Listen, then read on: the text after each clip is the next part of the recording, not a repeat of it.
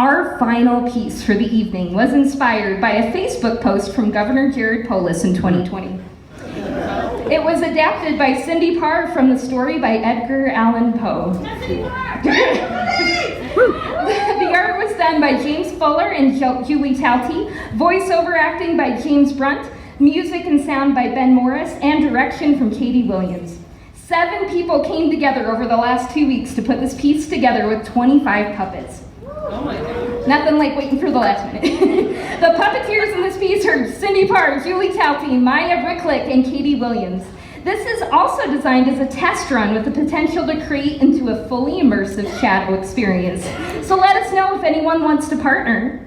Katy's also looking for a social media manager for the slam, so come let her know if you're interested in helping for our next one.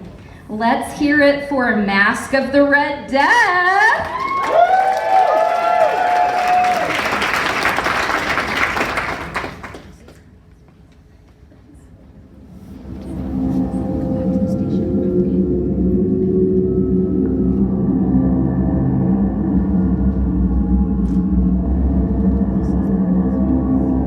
No pestilence had ever been so fatal or so hideous. Blood was its avatar and its seal, the redness and the horror of blood. The scarlet stains upon the victim shut him out from the aid and from the sympathy of his fellow men. Death would occur within half an hour.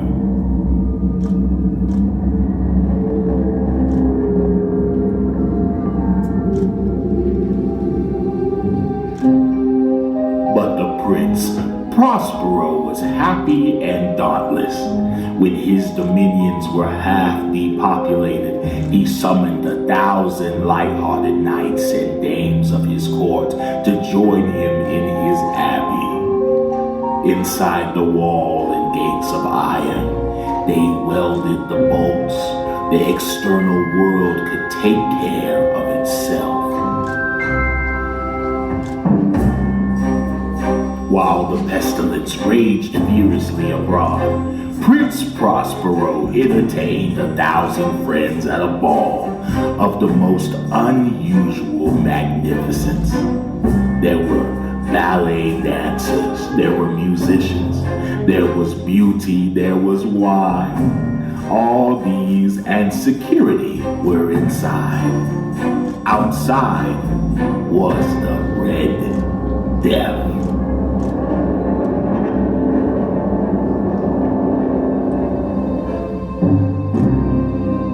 There were 3 rooms in the Imperial Suite. Each had a Gothic window of stained glass, the same color of all the decorations in the room. In the first were vividly blue windows with blue decorations. The second was green in all of its ornaments and tapestries. The third was shrouded in black velvet, but in this chamber, only the windows were scarlet, a deep blood color. The effect was ghastly in the extreme, and there were few of the company bold enough to set foot within. In this room was a gigantic clock of ebony. Its pendulum swung to and fro with a dull, heavy, monotonous clang. The sound was so peculiar a note that when the chimes of the clock rang, even the giddiest grew pale, and the musicians and dancers would pause in their performance. But when the echoes had fully ceased, a light laughter at once pervaded the assembly. The musicians looked at each other and smiled as if their own nervousness and folly and the dancing would resume. And yet, every hour the chiming of the clock had the same disturbing effect. At the sounding of midnight upon the clock, they noticed the presence of a masked figure.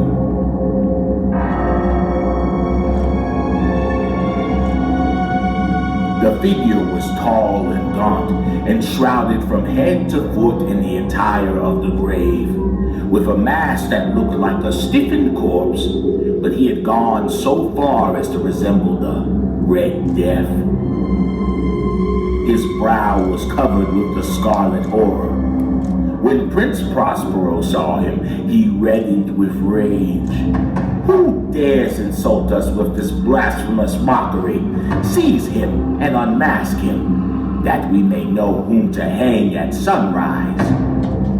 But there were none brave enough to touch him. The figure passed, unimpeded with the same solemn and measured step, through the blue chamber to the green, through the green and finally to the scarlet chamber. Prince Prospero, maddening with rage and shame, rushed the figure, holding high his dagger. There was a sharp cry. The dagger dropped. Instantly afterwards fell prostrate in death. The Prince Prospero now was acknowledged the presence of the Red Death.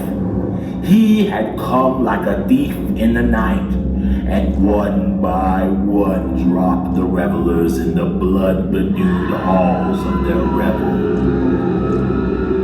The life of the ebony clock went out with that of the last of the party, and darkness and decay and the Red Death held illimitable dominion over all.